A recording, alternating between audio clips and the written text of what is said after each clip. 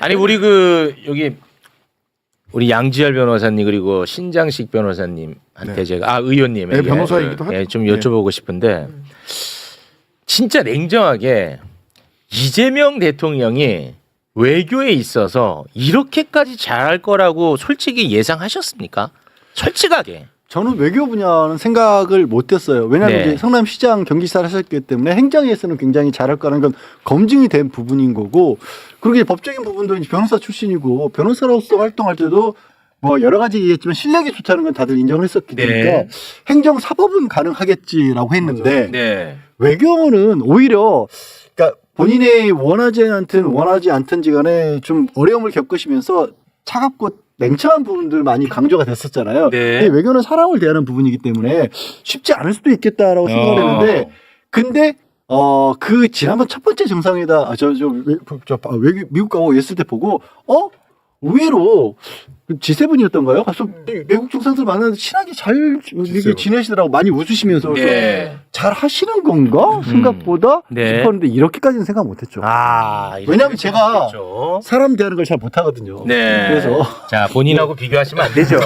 네. 상당히 부럽더라고요. 저는 이재명 대통령 처음 취임해가지고 요 한 달 정도 딱 지나고 나서 뭐라고 평가를 했었냐면 대한민국 유사일에 처음으로 나타오는 행정달인형 대통령이다. 행정달인형 대통령이 없었거든요, 네. 지금까지. 그런 평가는 많았어. 네. 행정달인형 대통령이다라고 생각을 했는데 그 G7 때 그때 그 룰라 대통령 어깨 두드리면서 이렇게 상담하는 모습을 보고 사람 굉장히 마음이 뭉클했어요. 뭉클했어 그거는. 그 선방공 손가락이 잘린 선방공 대통령 룰라, 한쪽 팔이 굽은 소년공 대통령 이재명. 맞아요. 두 사람이 또 사법 피해를 그 검사들한테 얼마나 맞아요. 핍박을 받았어요. 룰라 네. 대통령 감옥까지 갔다 왔잖아요.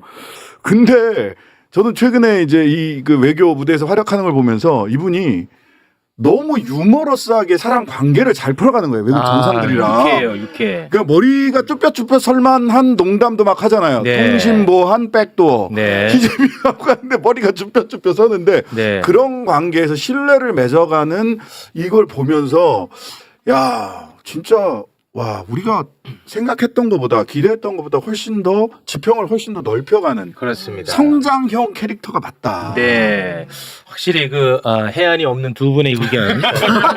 저는 잘할 줄 알아요. 왜 물어봤어? 저는 잘할 줄 알아요. 그러면서 주식을 그렇게 사요? 믿음이 부족하잖아. 자, 그러면 믿음이 부족하시네 지금. 오늘 다룰 내용 많습니다. 박수상만큼 믿음이 부족하신 자, 분이. 해안이 없는 두 분의 의견 들어봤고요. 네. 저는 외교 잘할 줄 알죠. 오늘은 이제 한중 정상회담 관련한 이야기를 많이 다룰 텐데 일단은 한일 정상회담도 있지 않았습니까? 네. 그 부분에 대한 이야기도 전해드렸었는데 이재명 대통령의 외교의 태도, 외교의 언어 이런 것들을 가장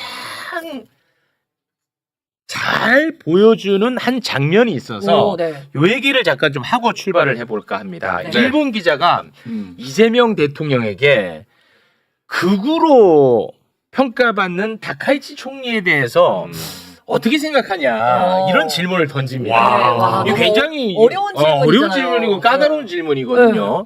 근데 여기에 대해서 이재명 대통령이 진짜 이건 뭐 과장이 아니고 외교 천재의 면모를 여실히 보여줬습니다. 그 장면 잠깐 영상으로 보고 오겠습니다. 저는 일본 요미우리 신문의 나카가와 기자라고 합니다. 한 가지만 여쭤보겠습니다. 30일 날 일본 다카이치 총리와 정상회담을 하셨지 않습니까? 네. 한국에서는 극우라는 평가도 언론들에서 나왔습니다만은 실제로 만나보니 어떠셨습니까? 잘 해나갈 수 있을 것 같습니까? 일본 언론에서 아마 한일 관계가 앞으로 혹시 좀 기대와는 다르게 가지 않을까 우려를 하시는 것 같습니다. 제가 이 말씀을 드리고 싶습니다. 아마 일본 언론도 대한민국에서 이재명 대통령 당선이 됐을 때 저 걱정되는데 대박이야. 라고 생각하셨을 것 같습니다. 저는 다카이치 총리께서 그냥 개별 정치인일 때 하고 일본 국가의 경영을 총 책임질 때 생각과 행동이 다를 거라고 생각합니다. 또 달라야 됩니다. 저도 야당의 지도자일 때 하고 야당과 여당을 포함한 온 국민을 대표하는 대통령일 때 판단과 행동이 달라야죠. 이게 정치는 전쟁이 아니지 않습니까?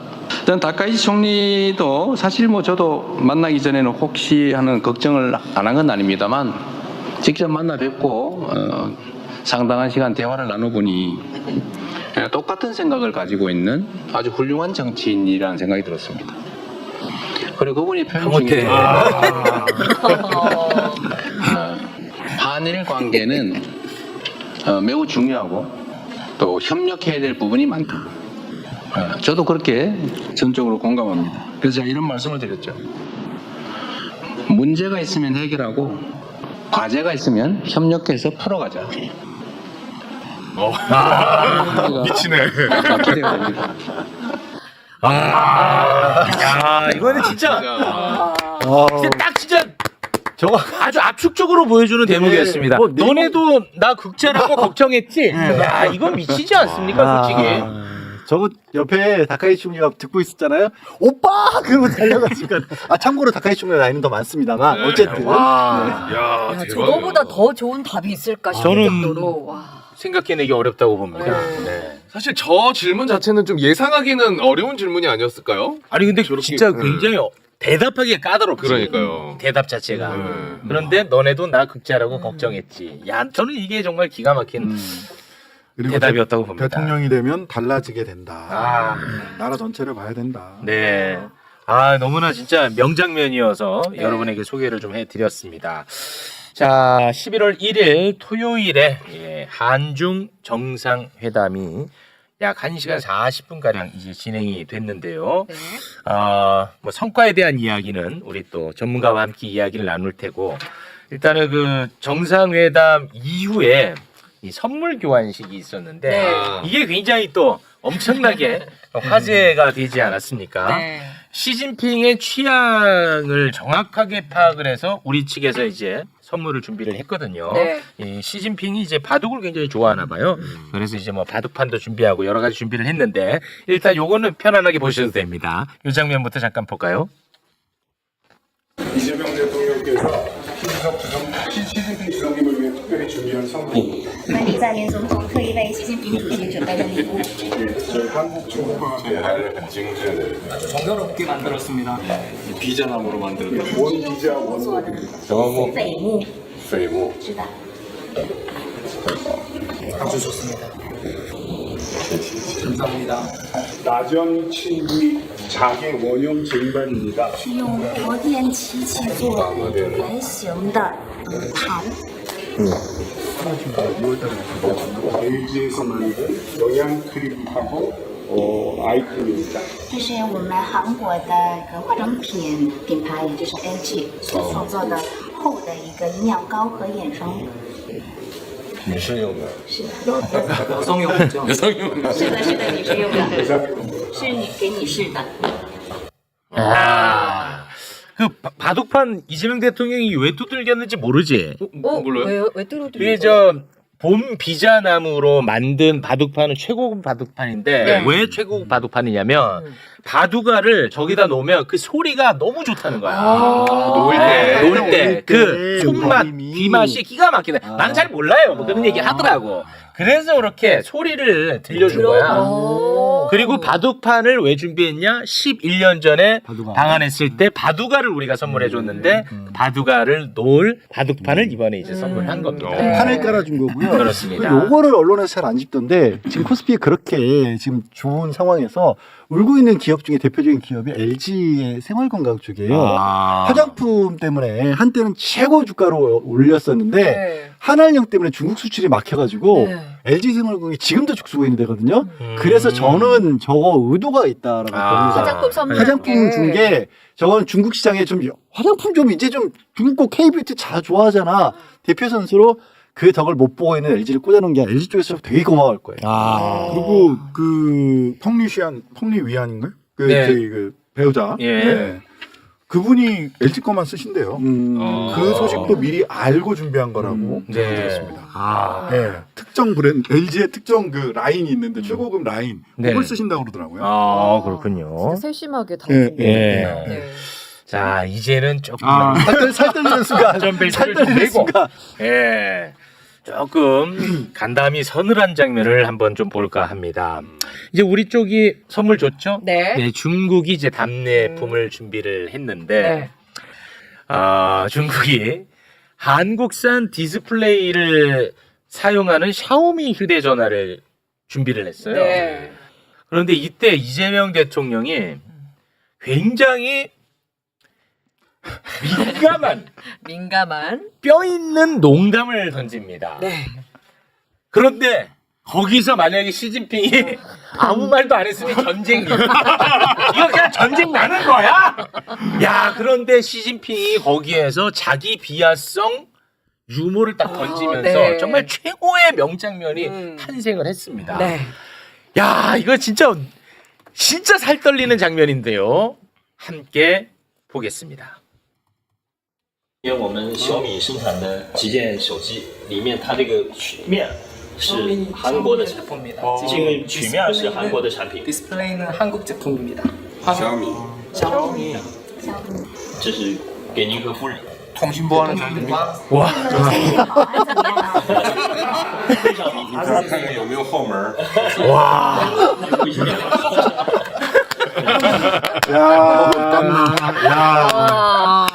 미국하고 중국 가장 예민한 이슈.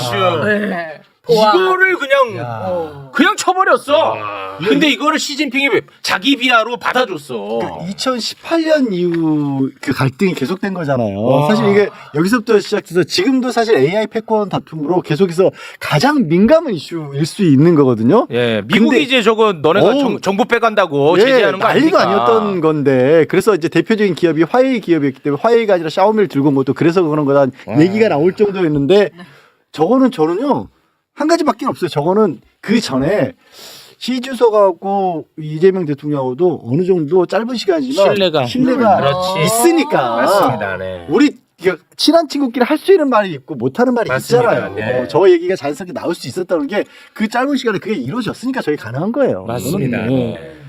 아, 이거 어떻게 보셨습니까? 이건 진짜. 저는 완전 박수를 치면서 웃었거든요. 와, 저 정도 농담을 서로 주고받을 수 있다고? 진짜 예민한 문제거든요. 네. 예?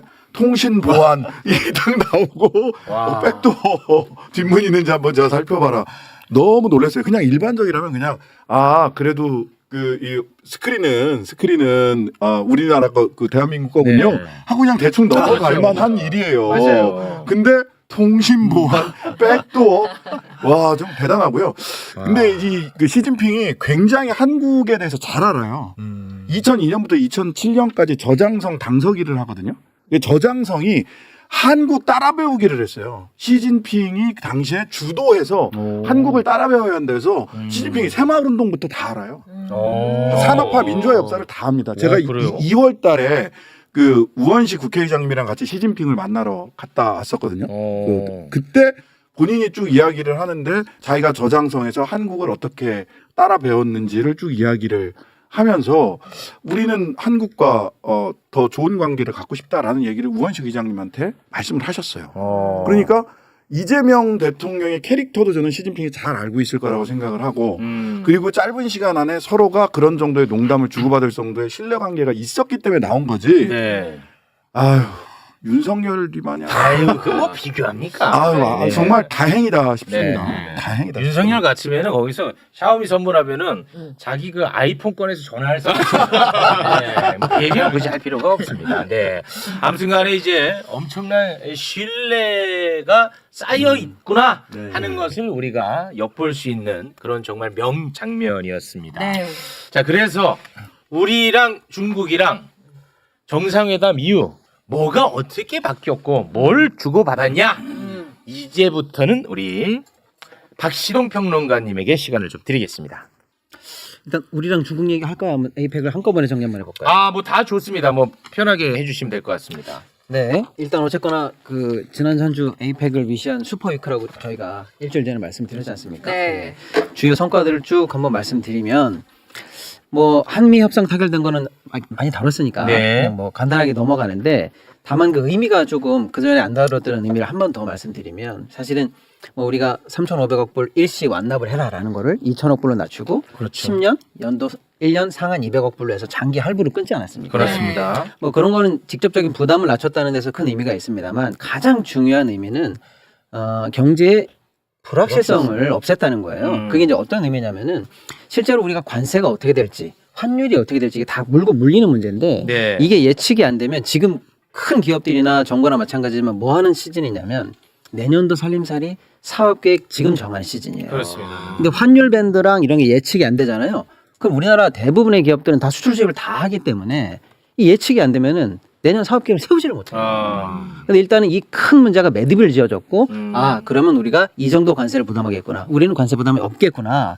우리는 호재가 있겠구나. 그다음에 환율도 이 정도에서 뭐 4천 예를 들어서 1,420선에서 뭐 그래봐야 이 정도 네. 등락이겠구나. 이렇게 안정감을 줄 수 있으면 이제 드디어 우리가 내년 계획을 세울 수가 있게 된 거예요. 네. 그런 측면에서 한미 관세 협상이 만약에 이때 우리 입장에서 유리하게 선방한 걸로 타결이 안 됐으면 큰 불확실성을 안고 내년도 경제 계획 자체를 세우지 못하고 연초를 맞이할 뻔했는데 그런 측면에서 굉장한 안정감을 주는 일이 있었다. 이렇게 좀 다시 한번 의미를 좀 주고 싶습니다. 좋은 포인트입니다. 네, 그다음에 일단은 두 번째로 이제 에이펙 관련해서 가장 크게 화제가 되는 건 역시 젠슨 황 CEO가 와서 큰 선물을 줄 거라고 아예 출국 전부터, 그러니까 우리나라 입국 전부터 예고를 몇 번 했어요. 네. 그리고 많은 분들이 아시는 것처럼 깐부 치킨 회동을 네. 하면서도 내가 내일 이재명 대통령을 선물 줄 만나서 거다? 큰 선물을 줄 거다.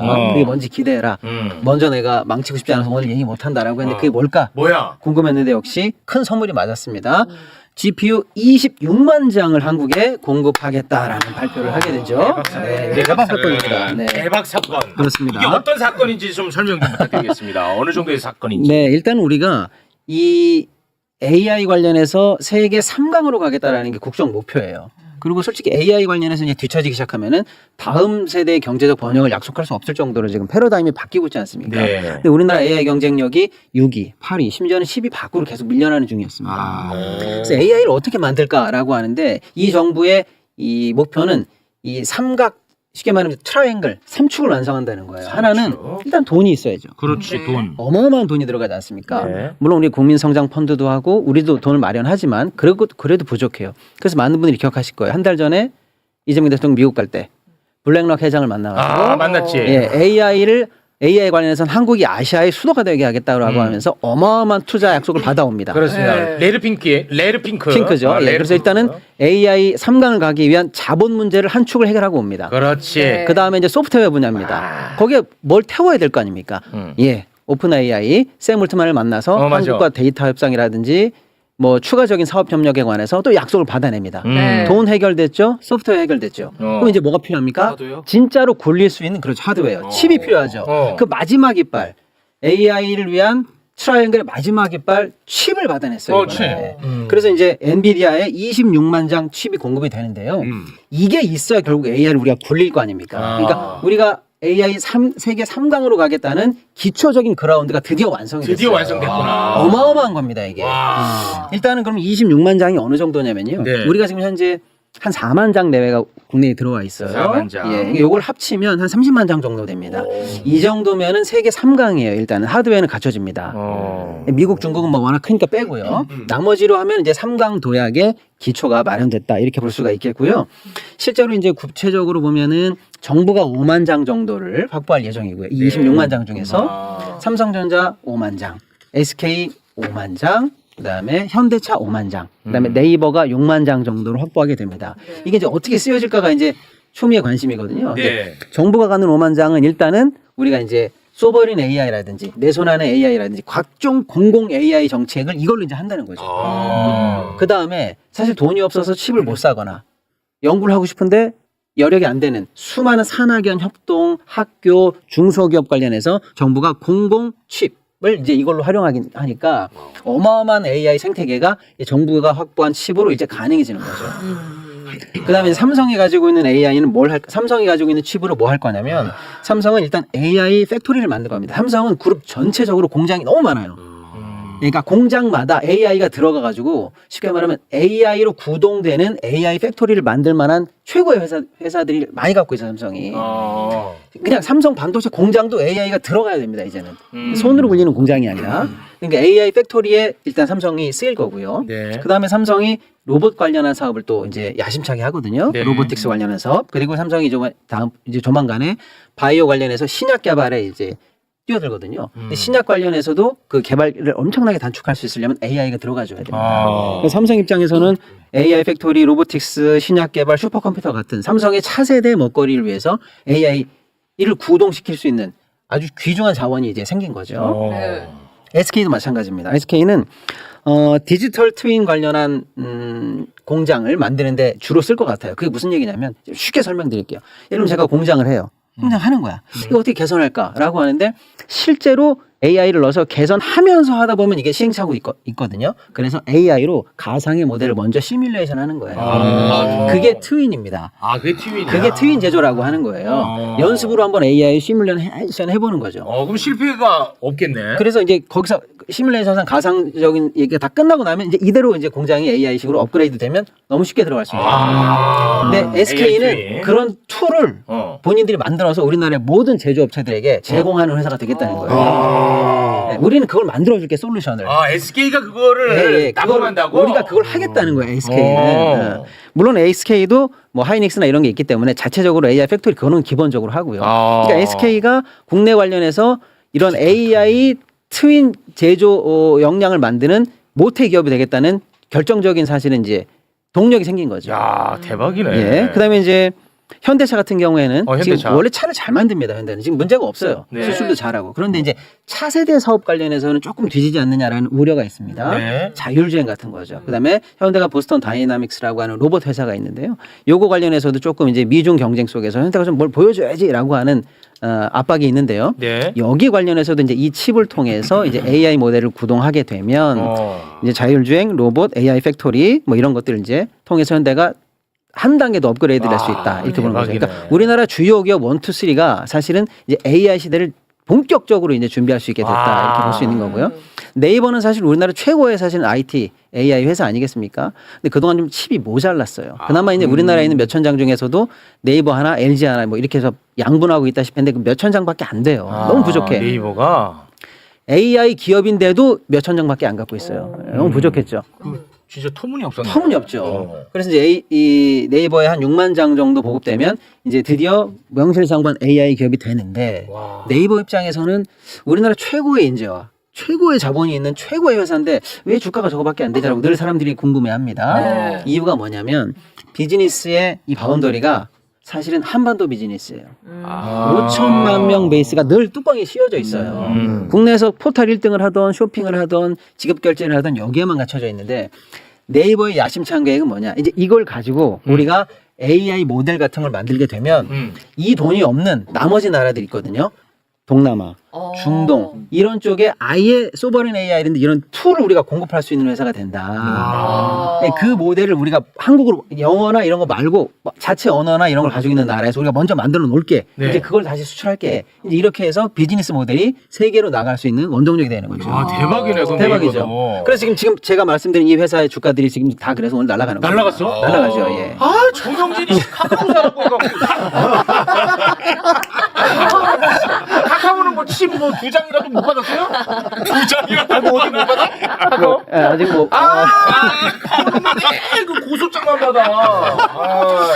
그래서 일단은 AI 시대를 본격적으로 우리가 이제 마음껏 준비할 수 있게 됐다라는 측면에서 너무나 중요한 대박 사건이네. 대박 사건입니다. 대박 사건 박수 한번 갑니다. 대박 사건. 이러니 정의전 회장 고개가 팍팍 떨어지지. 그 장면 한번 보고 갈까요? 나는 사실 대기업 회장이 대통령한테 뭐 큰 빚을 졌습니다. 이런 표현을 하는 거를 전 들어본 적이 없어요. 근데 진짜 이번에 그렇게까지 표현을 했거든요. 아니, 떡볶이 없이 고개를 숙인다. 그러니까. 이것도 놀라운 일입니다. 그 영상 준비가 됐죠? 그 장면 잠깐 한번 보고 오겠습니다. 어서오세요. 아이고. 이번에 관세 관련해서 너무 감사드립니다. 전국분들이랑 너무 잘해주셔서 제가 큰 빚졌습니다. 감사합니다. 와, 이런. 너무 열심히 했습니다. 감사합니다. 근데 너무 GPU까지 그거 소식 듣고 갔으면 이제 큰절. 근데 너무 진심이더라고요. 진짜 감사. 아니 진짜 뭐 현대가 살아났잖아. 영업이익 1년에 한 14조 8천억 대충 15조 정도 나는데요. 지금 만약에 관세 협상이 타결이 안 돼서 25% 정도 관세를 물고 이제 1년 정도 지나고 난다라고 하면 1년에 영업 손실을 약 8조 정도를 추산합니다. 네. 왜냐하면 그건 이제 소비자나 딜러 사에게 전가를 하면은 미국에서 마켓이 떨어지기 때문에 본인이 이제 본사가 부담하기로 한 거거든요. 네. 그만 8조 정도 손실 보는 거예요. 연간 이익의 반 정도가 날아갈 판이었는데 네. 이번에 관세 협상 타결해서 25% 관세를 15%로 낮춰주면 마이너스 한 5.6조 정도의 혜택을 보니까 앉은 자리에서 5조 벌어준 거죠. 아이 그 간판 이제 한국 자동차로 바꿔. 자, 이쯤에서 요거 하나만 좀 짚고 가겠습니다. GPU 얘기를 했으니까 대한민국의 아주 그 유명한 분들 중에서도 자신은 정치 이야기 나는 하지 않는다. 난 정치 모른다. 뭐 이런 말을 굉장히 자랑인 것처럼 얘기하는 분들이 많잖아요. 실제로. 그런데 정치라고 딱 떼서 얘기할 수 있는 게 있냐? 그렇지가 않거든요. 이런 GPU 문제라든지 이게 다 정치와 연결돼 있는 걸 우리가 지금 체감하고 있지 않습니까? 네. 그런 분들에게 제가 영상 하나 좀 띄워드리고 싶습니다. 네.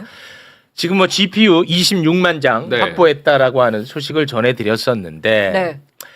윤석열 정부 때는 AI 관련해서 완전히 잠자고 있었습니다. 네, 잠자고 있었고 AI 관련해서 대통령실이 이야기하면 그냥 면박을 당했답니다. 그런 분위기 속에서 지난번 대선 국면에서도 국민의힘 후보들은 이재명 후보의 AI 공약, 다시 말해 GPU 임기 내 5만 장을 확보하겠다. 그때 5만 장이 나왔었죠. 그때 5만 장 나왔죠. 그거를 그렇게 조롱하고 막 난리를 쳤거든요. 네. 자, 여러분. 정치는요, 너무나 중요합니다. 영상 함께 보고 오겠습니다. 양양자. 윤석열 정부는 3년 내내 잠잤습니다. 23년, 24년, 25년 예산에 GPU 구입 예산 1,000원도 안 들어갔습니다. 그때 그 과기부 장관이 용산 대통령실에 와서 과학기술 수석에게 GPU 구입해야 되겠다 이런 얘기를 했다가 퇴짜를 맞고 굉장히 면박을 당했다고 합니다. 저는 오늘 이재명 후보가 제시한 장밋빛 AI 청사진의 허점과 위험성을 지적하고 대한민국의 미래를 책임질 진짜 AI 강국의 길을 제시하고자 합니다. 이재명 후보 공약을 한번 살펴보겠습니다. 좋은 말만 모은 백화점식 나열 계획은 막대한 예산 낭비로 이어질 것입니다. GPU 5만 개 확보. GPU가 과연 무엇일까요? 외교안보 현실을 외면한 공허한 숫자 노름입니다. 최첨단 AI 반도체는 미국의 엄격한 수출 통제 하에 있는 전략 무기입니다. 동맹과의 굳건한 신뢰, 기술 동맹 파트너로서의 비전 없이는 확보 자체가 불투명합니다. 이 후보의 외교 노선에 대한 우려 속에서 이는 실현 불가능한 공약일 뿐입니다. 반미 친중하던 이재명 대표가 미국 기업과 미국 정부를 설득할 수 있다고 보지 않습니다. 결론은 이재명 대표의 AI 공약은 빈 깡통입니다. 찢어버리는 게 맞습니다. 거짓말 공약. 거짓말은 찢어버리는 것이 답이다. 자체 AI를 구축하겠다. 뭐 이런 이야기라면은 이건 뭐 전 세계적으로 전무후무한 일이 되겠지만은 결국에는 또 대한민국 IT 산업이 AI가 갈라파고스화 되는 거 아니냐 이런 이야기 할 수 있습니다. 본인 정치가 지금 갈라파고스화 되고 있고요. 국익에 매우 해가 되는 정치 세력들입니다. 그야말로 공해예요, 공해. 그러면 지금이라도 부끄러워서 사과하든가 아니면 그냥 입을 다물고 있으면 되는데 이런 와중에도 나경원은 또 세상에 그냥 똥을 뿌리고 있습니다. 나경원 페이북 소개 좀 한번 해주시죠. 나경원이 페이스북에 글을 올렸는데요. 정권 자화자찬으로 기업들의 성과를 도둑질할 것이 아니라 GPU 26만 장 확보에 따른 후속 대책을 어떻게 할 것인가가 중요하다. 이 기회를 제대로 살리기 위해서는 GPU, AI 인력 양성과 연구개발 및 산업 규제 개선, 노동유연화가 왜 들어가? 반드시 필요하다. 그리고 또 하나, 이미 당초에 이재명 대통령이 아무런 계획도 대책도 없이 친중 반미 셰시의 외교 노선에 반기업, 반자유 경제 기업 정책을 강행하면서 AI 공약을 공약을 허풍할 때부터 경고해온 바다. 게다가 신재생 에너지 확대, 원전 축소를 외치며 전력 인프라 대책도 전혀 없지 않는가? 무슨 소리야? 뭔 소리를 전혀 관련 없는 것을 본인이 하고 싶은 말을 귀에 그냥 톡톡 집어넣어. 그러니까 그래서 우리가 아이고. 뭐 불장이다, 코스피 4천이다 이런 얘기 하는데 투자 전에 투표부터 잘해야 돼요. 맞아. 투자 전에 투표부터 잘해야 돼요. 투표 잘못했으면 어쩔 뻔했어. 만약 그러니까. 윤석열이 아까 그 자리에 있었다고 맞아요. 김문수가 그 자리에 있었다고 생각을 해보세요. 네. 투자 전에 투표부터 잘하자. 그래서 제가 이걸 꼭 얘기하고 싶었던 거야. 지금 뭐 AI 뭐 이런 거는 마치 정치와 무관한 것처럼 마치 본인은 정치 얘기 안 하는 게 엄청나게 훌륭한 사람인 것처럼 얘기하는 경우가 많잖아요. 말도 안 되는 게 조금 전에 이제 박시동 평론가께서 왜 우리나라의 GPU가 공급할 수 있는 배경이 만들어지는지를 잘 설명을 주셨는데요. 거꾸로 이 얘기 드릴게요. 아까 윤석열 정부 3년 동안 잠잤다고 했죠? 아니요. 뒤로 고속 질 수 있습니다. 맞습니다. 사실은 윤석열 정부 초기에 한국 구글이 난리가 난 적이 있었어요. 왜 그러냐면 클라우드 산업 예산을 전부 다 깎아버렸습니다. 연구 지원 산업을. 근데 인공지능에서 클라우드 없이는 아무것도 할 수가 없는 거죠. 빅데이터를 처리해야 되는데 그 개발 산업 예산을 다 깎아버려서 한국 구글에서 한국이 도대체 왜 이러는 거냐? IT를 포기한 거냐? 아니면 우리가 모르는 비밀이 있느냐? 이걸 막 알아내려고 허둥지둥했다. 그걸 만들어냈고 카이스트 예산 다 깎아버렸던 것도 윤석열이었고요. 네.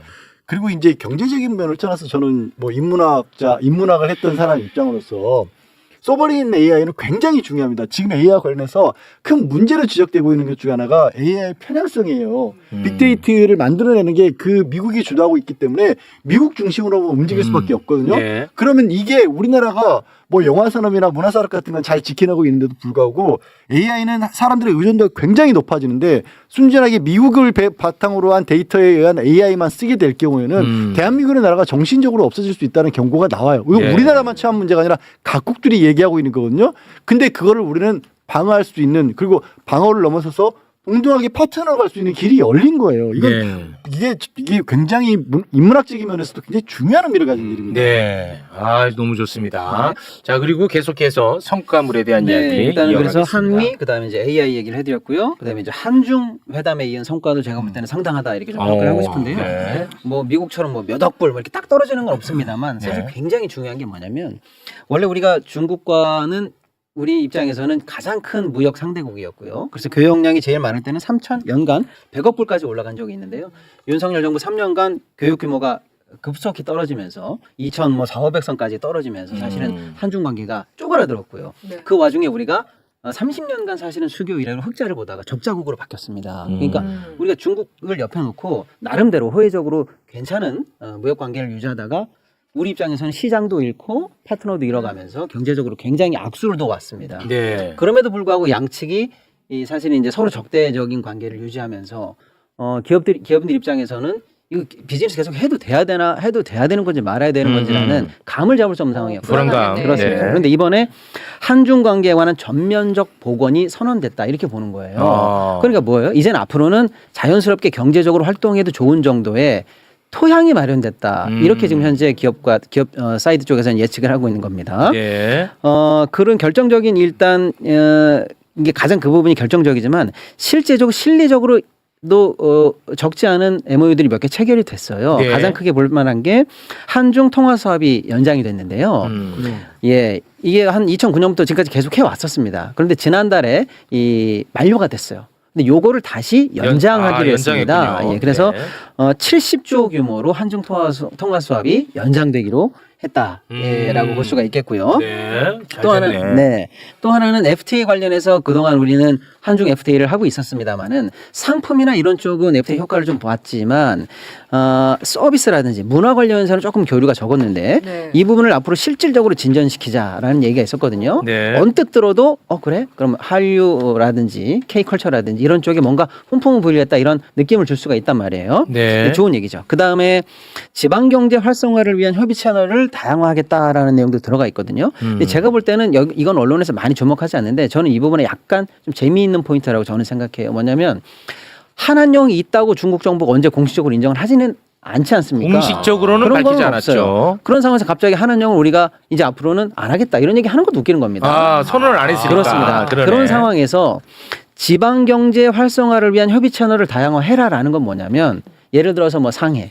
선전, 뭐 항주 이런 성 단위에서 한국이랑 이제 편하게 비즈니스 할 거 있으면 해. 어. 라는 일종의 그라운드를 깔아줬다라는 이거에 대한 은유적인 표현이 아닐까 이제 업계는 그렇게 해석하고 있는 거예요. 근데 이거 크다. 굉장히 중요합니다. 크다. 굉장히 중요해요. 왜냐면 중앙적 성에서는요, 각 성에서 그 2월 달에 갔을 때 제가 이제 뭐 하얼빈도 갔다 오고 이랬었는데 각 성에서는 한국이랑 뭘 하고 싶어 해요. 하는데 중앙정부가 눈치가 방해하지 보이는구나. 않는 한 할 수밖에 없는 거예요. 그렇겠죠. 근데 우리가 지방정부 그러니까 다들 별거 아닌 것처럼 생각하잖아요. 네. 여러분 하얼빈 하면 그냥 역사 조그만 거 하나 있는 것 같은 그런 느낌이죠. 네. 거기 인구가 1000만이에요. 하얼빈 시 인구가 1000만. 1000만이에요? 예. 서울시네. 예, 하얼빈 시가.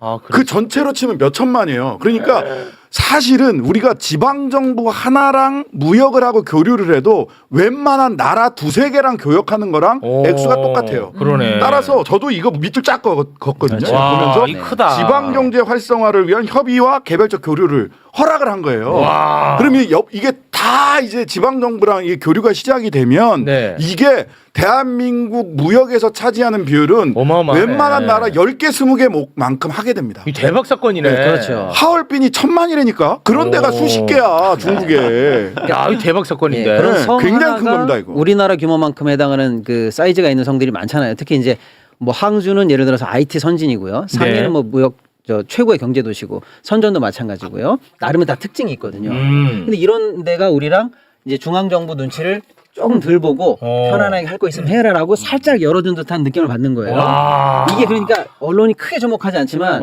굉장한 훈풍이다. 이거. 야, 이 훈풍이야. 그 다음에 하나 더 주목해야 될 건 뭐냐면 원래 K 문화교류 제가 이제 그 우원식 의장이랑 갔을 때도 저희들이 이제 문화교류 얘기를 굉장히 많이 했고 몇몇 지방성에서 한국 아이돌이 그 지방성 뭐 하얼빈이면 하얼빈 어디면 어디 뭐 심천이면 심천 이런 데 가서 공연하는 거를 추진을 하려고 막 노력을 했어요. 네. 근데 북경에서 하자는 얘기를 했다는 거 아니에요.